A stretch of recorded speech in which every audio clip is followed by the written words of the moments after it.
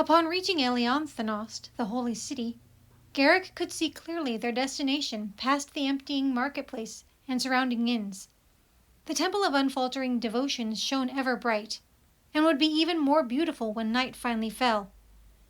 As was with the outside perimeter of the city, the Knights of Providence and the temple guard protected the inside of the city, with most of them surrounding the temple. Interspersed between the visitors, merchants, knights, and the clerics dressed in their white robes, Garrick viewed all the statues as they went. With the upcoming festival of Communis only days away, her images were almost everywhere he looked. As always, the giant statue of her holding a book open was kept immaculately, along with the smaller statues of the previous high priests, and the monuments to the dragons that first served Elion.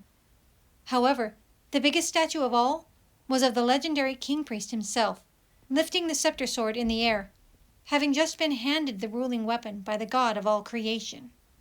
Garrick took his eyes off the statues and looked again before him at the temple of unfaltering devotion, as they continued toward it. The mercenary still marveled at its size.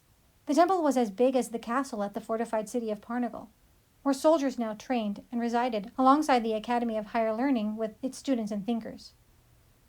Both the castle in Parnagal and the temple of unfaltering devotion in the holy city had been made at the same time, hundreds of years ago.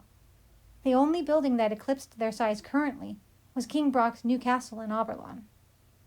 As they reached the temple, Garrick looked out at an almost entirely human population. Unlike the marketplace they had ridden through, there were now only a few elves and dwarves. This was the holiest temple of Elion in the human kingdom lands. It was the home of the high priest and the brethren, the highest cleric of man and his council. However, it was also the most accessible of the three great temples of Elion to look upon, with the dwarven temple inside one of their highest mountains, and the elven temple in their forest, which was closed off to most outsiders.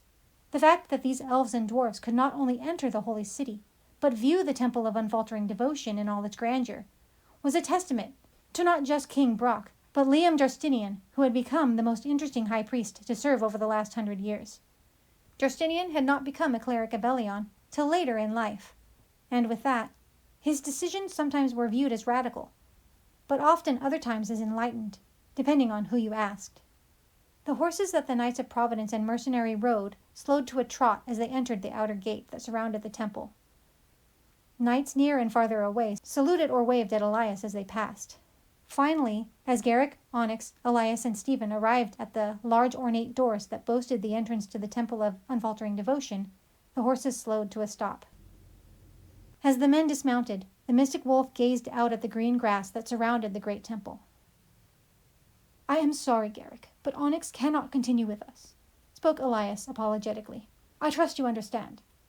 Then the captain's face was reassuring.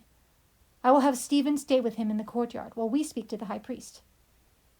"I understand," replied Garrick. Then he nodded at Stephen.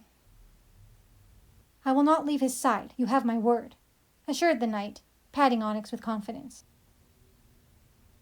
After the short walk to the far end of the courtyard, Garrick knelt down in front of Onyx and stroked his black fur as he looked into his eyes. "I will return for you in a bit. Do not worry. Soon we will be back on our way to the crossroads, to the Mercenary Guild and a new job. With any luck, I will be sipping cider with the beautiful Melita, and you will be lounging around with Pops and the big Mamu." Garrick stood up and looked over at the great temple before him, and ran his right hand over his beard. Then he looked over at Elias, patted the bag at his side with his left hand, and announced, "Let us go now. I have a promise to keep."